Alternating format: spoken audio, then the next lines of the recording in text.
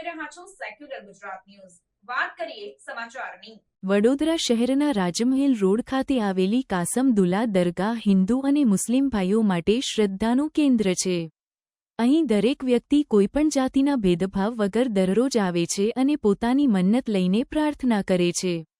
જ્યારે તેમની મન્નત પૂર્ણ થાય છે ત્યારે તેઓ યથાશક્તિ મુજબ પ્રસાદી લઈ આવતા હોય છે।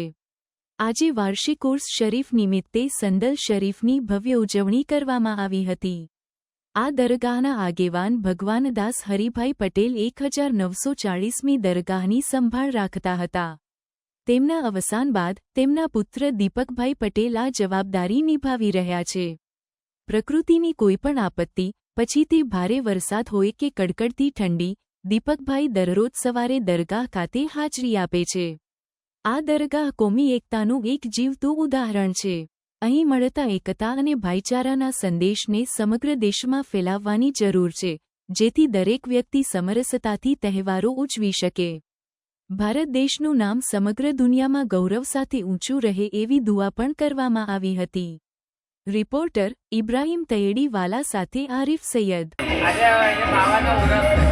કેટલા વર્ષથી તમને થાય છે પ્રોગ્રામ?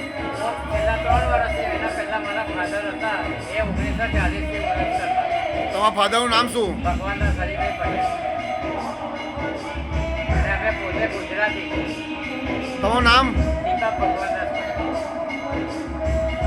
તમારા પેઢીથી ચાલે છે? આ પેઢી પહેલાં મારા ફાધર કરતા હતા, ત્યાર પછી હવે પેઢીથી એના પછી મારો નંબર આવ્યો। હું એમનો છોકરો છું ને હું હવે કરું સારું।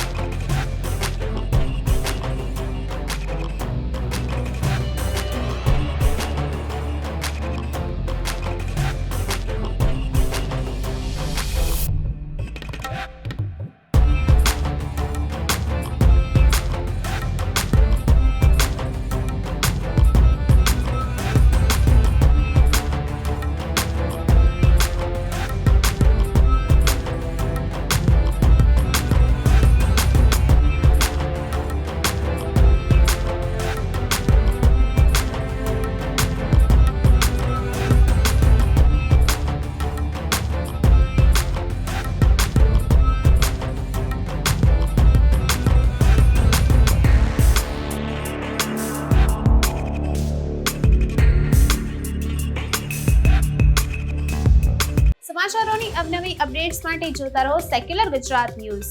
સાથે સેક્યુલર ગુજરાત ન્યૂઝ ચેનલને લાઇક, શેર અને સબસ્ક્રાઇબ કરો અને બેલ આઇકોન દબાવીને સમાચારોની ઝડપી માહિતી મેળવો।